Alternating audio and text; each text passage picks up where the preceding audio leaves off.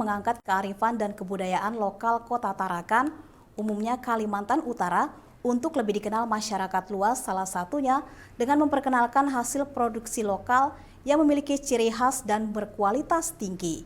Salah satunya kain tenun tradisional khas Kaltara yang diproduksi salah satu rumah UMKM di Tarakan, yakni Rumah 5 Permata. Nah, bagaimanakah aktivitas produksi kain tenun di rumah produksi tersebut? Berikut kami hadirkan liputannya untuk Anda.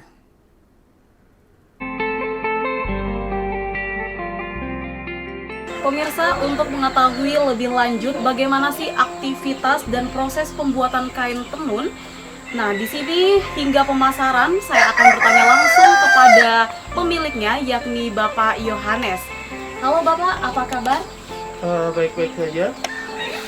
Pak, bisa dijelaskan keberadaan rumah produksi ini sendiri, Pak? Rumah produksi pada awalnya ada inspirasi dari saya sendiri. Saya ingin ikat tenun ini bisa berkembang. Akhirnya saya minta izin sama kakak untuk membuat teras. Nah, setelah teras ini dibuat, fungsinya untuk saya memproduksi kain tenun ini. Nah, proses pembuatan dari awal hingga akhir di tempat ini saya mempekerjakan dengan mereka 8 orang. Nah, proses pembuatan pertama, benang yang kita ambil beli dari toko dalam bentuk seperti ini. Nah, setelah itu kita masukkan di alat untuk penggulungannya. Penggulungan untuk memudahkan dalam proses lebih lanjut, yaitu tahap kedua, proses pembuatan motif, yaitu di bingkai ini. Nah, setelah bingkai ini masuk pembuatan motif kurang lebih 1 minggu. Setelah selesai pembuatan motif, ikatnya selesai, kita akan keluarkan dari alat penegak untuk pembuat motif. Keluar dari situ, kita proses berikutnya ketiga, yaitu pemberian warna, pencelupan, yaitu sesuai dengan warna yang kita inginkan, yaitu sudah disiapkan ada tempat pembuat pencelupan, yaitu dari bahan warna tekstil. Bahan warna tekstil kita beli dari toko, kita datang dari toko. Nanti kita untuk pencelupan kita akan buat celup sesuai dengan ukuran dan takaran yang dengan ukuran kain akan jadi berpakaian. Setelah itu pencelupannya, proses pencelupan pemberian warna sesuai warna, habis itu akan kita bilas sampai bersih, sampai jernih dan dicuci dengan sampo dan dibilas bersih. Tujuannya untuk menghindari terjadinya pelunturan, untuk menghindari terjadinya luntur kalau dia sudah jadi kain. Nah, setelah kita celup, akan kita jemur di bawah terik matahari secukupnya sampai benang itu betul-betul kering. Setelah benang itu kering, akan kita ambil dan taruh di sini dan prosesnya akan dibuka dari motif. Setelah buka dari motif, kita akan masukkan ke bingkai penyusun motif kembali supaya ditata rapi. Motif itu akan terbentuk kembali yang dari awal. Akan dilaruti dengan kanji, pencair kanji.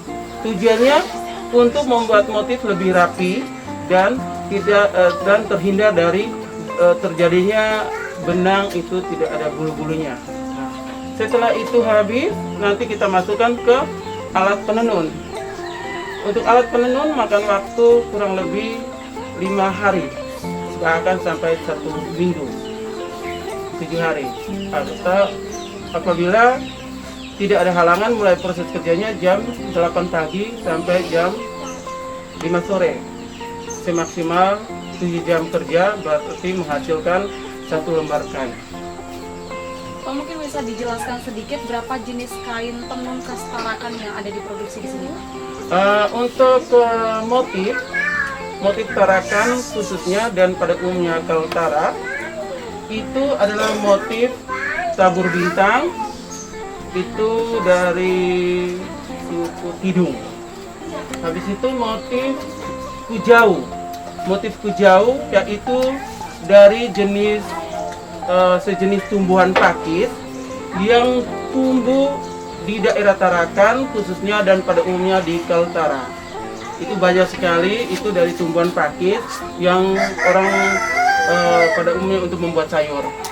Akhirnya kita ambil karena motif khas dari daerah itu sendiri. Habis yang berikut adalah motif batu sumandak. Sumandak itu dari berapa motif yang dipadukan. Nah, habis itu sekarang ada juga motif dari pengembangan dari rumput laut. Itu akan kita buatkan. Selain itu ada juga pendampingan dari Kementerian Perdagangan untuk kami lebih bergerak Lima Permata, bergerak lebih maju, lebih berkembang supaya bisa diekspor keluar.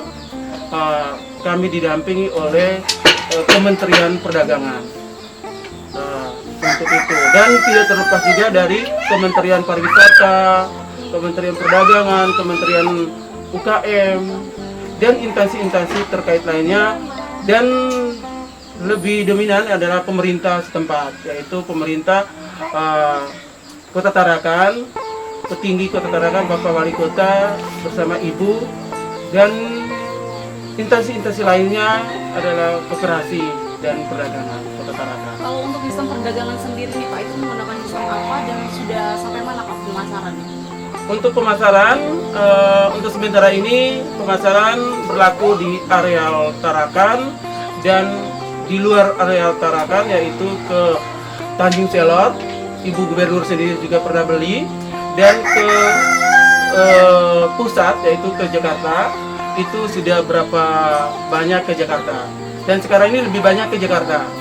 Dan ada juga dari daerah tetangga, negara tetangga, yaitu ke Malaysia. Mereka beli dalam bentuk jadi, yaitu sudah kita olah dalam bentuk jadi, yaitu sejadah. Itu sudah keluar negeri, keluar negeri tetangga, ke Malaysia. Harapannya nih Pak, untuk produksi di sini sendiri itu bagaimana ke depannya? Untuk harapan kami yaitu saya sendiri mempunyai inisiatif ingin membuka lapangan kerja bagi masyarakat sekitarnya, memperdayakan SDM yang ada. Nah, itu yang kedua, yang pertama. Yang kedua, saya ingin masyarakat Kota Tarakan ingin dari hari ke hari ingin memiliki produk sendiri, produk dari daerah Tarakan sendiri. Dan yang ketiga, bisa memperkenalkan keluar bahwa khas Tarakan seperti ini, memberikan identitas Tarakan.